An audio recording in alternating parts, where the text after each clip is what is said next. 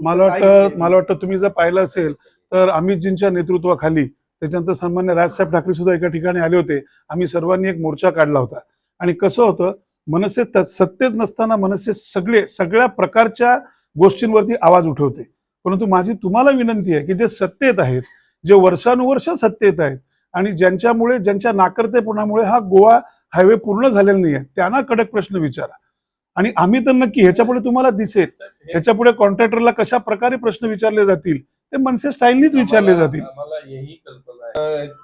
आता काय असतं, साहेबांचं एक वाक्य आहे राजसाहेबांचं, आधी हात जोडून, आता हात जोडून सुद्धा जो कॉन्ट्रॅक्टर ऐकत नसतील त्याच्यापुढे त्यांना ज्या भाषेत कळायचंय त्या भाषेत ह्याच्यापुढे महाराष्ट्र सैनिक समजवेल त्यांना. कारण ही त्यांची स्वतःच्या वडिलोपार्जित मालमत्ता नाहीये. हा विषय कोकणी जनतेचा आहे, लक्षात ठेवा. हा विषय कोकणी जनतेचा आहे, कोकणी लोकांचा आहे. माणूस जर उद्या माझ्या घरातला गेला, माझे वडील गेले, माझी आई गेली, माझा भाऊ गेला, माझी बायको गेली, माझा मुलगा गेला, तर मी कुठे जायचं? ह्यांना लाजा नाही वाटत? आपण 17 वर्ष ह्याच विषयावर बोलतोय. अहो, जी हजारोनी लोक गेली, हे तुम्ही कुठे फेडणार आहात? हे कुठे भरून काढणार आहात तुम्ही सगळेजण? आणि का कोकणी जनता मुंबईला कामाला जाते? का तुम्ही त्यांना इथे रोजगार उत्पन्न करून देत नाही? कशासाठी या गोष्टी घडतायत? राग कसा येत नाही कोकणी जनतेला की मला घर अख्खं मंडळ 90% रिकाम आहे, इकडचे सगळे तरुण पदाधिकारी सांगतात साहेब इथे बेरोजगार आहे, इकडच्या कंपन्या दुसऱ्या लोकांना परप्रांतीय देतात. ह्याच्या पुढे स्थानिकांनाच न्याय द्यायला लागेल, कोकणचाच विकास करायला लागेल. आणि माझी कोकणी जनतेला विनंती आहे, जो आजपर्यंत सगळ्यांना तुम्ही चान्स दिलात ना, एकदा राजसाहेबांच्या महासन्मान सेनेला एकदा मागे उभे राहता अगदीनी. आणि जर नाही, आमच्याकडनं काही नाही झालं तर परत कधी उभे राहू नका. परंतु एकदा तर विश्वासाने मागे उभे राहा. बघा तुम्हाला लोकांनी काय केलं, हाल अपेक्षा झाल्यात तुमच्या. आपण मला सांगितलं तुम्ही सगळीच उत्तरं देतो.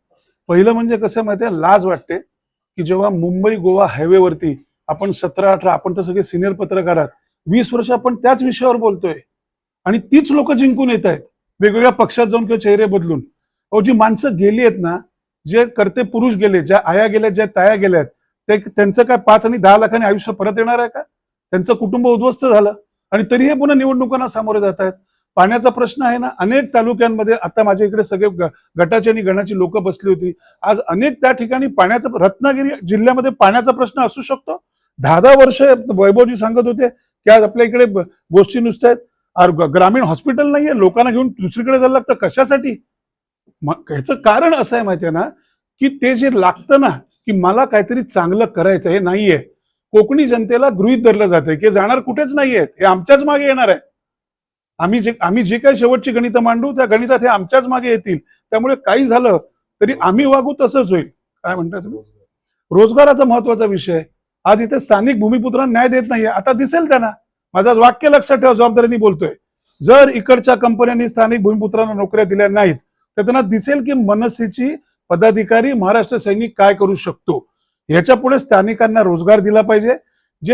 काय मागतो सामान्य माणसाला? काय लागतं?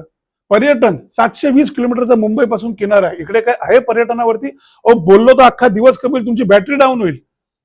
मला सत्ताधाऱ्यांबद्दल म्हणजे कमाल वाटते की ह्यांना लोक मतदान कसं करतात. ह्यांनी काय दिलंय? साधी बाग नाही, काही मुलांना खेळायला नाही, शाळा गळतायत, मुलं बाहेर बसतायत. ह्यांना लाजा नाही वाटत? मग तुम्ही करता काय? जिंकून सांगता कोणाला? महाराष्ट्रातील 36 जिल्ह्यांमध्ये जे महत्वाचे मुद्दे आहेत त्या जिल्ह्यामध्ये पूर्ण ताकदीने आम्ही सर्वजण मांडू आणि त्याच्यावर राजसाहेब ठाकरे भाष्य करतील. आणि याचं छोटं उदाहरण हे नाशिकमध्ये दिलेलं होतं. आम्ही नाशिकचं जे नवनिर्माण केलं होतं, हार जीत हा नंतरचा विषय, त्याला अनेक कंगोरे आहेत, पण नाशिकमध्ये जे दिलं होतं ज्याचं कौतुक विरोधी पक्षांनी सुद्धा केलं होतं की खरोखर इकडे सगळ्या गोष्टी, म्हणजे तिकडे ज्या गोष्टी केल्या होत्या, बोटॅनिकल गार्डन होतं, त्या ठिकाणी चिल्ड्रन ट्रॅफिक पार्क होतं. आता हे विषय मी इथे सांगत नाही, हे आम्ही खरोखर केलं होतं. परंतु राजकारण आहे. तो एकमेव नाशिक शहर होतं. तुम्ही चॅनलवाल्या तुम्ही चौकशी करा, त्या 5 वर्षामध्ये नाशिकमध्ये एकही कार्यक्रम खड्ड्यांचा करता आला नाही. मग आम्ही उदाहरण ठेवलेलं नव्हतं समोर. याला नवनिर्माण म्हणतात. सामान्य माणसाची अपेक्षा काय असते? त्याला काय चंद्र तोडून पाहिजे असतो का? आम्ही म्हणणारच नाही कॅलिफोर्निया करायचं आहे. आम्ही सांगू सामान्य लोकांचे जे विषय आहेत ते आम्ही चांगल्या प्रकारे मिटवून देऊ आणि ते एका रात्रीत होणार नाही, त्याला थोडा वेळ द्यायला लागेल. आता काय आणतील कुठून तरी, कारण ऑलरेडी 8 लाख कोटीचं कर्ज आहेच आपल्या राज्यावरती. बरोबर आहे. योजना जाहीर करणं आणि ती अंमलात येणं यातनं जमीन आसमानाचा फरक असतो.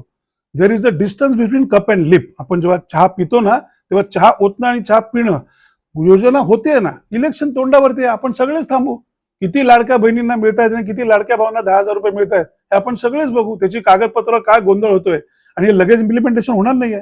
आपण पत्रकारात अभ्यासू आहात, इथे मी संपूर्ण सविस्तर उत्तर देत नाही. त्याला किती स्क्रुटिनी आहे ते होईपर्यंत विधानसभा संपलेल्या असतील. टाइम्स डिजिटलला लाईक करा, सबस्क्राईब करा, शेअर करा आणि बेल आयकॉन दाबायला विसरू नका. Times digital.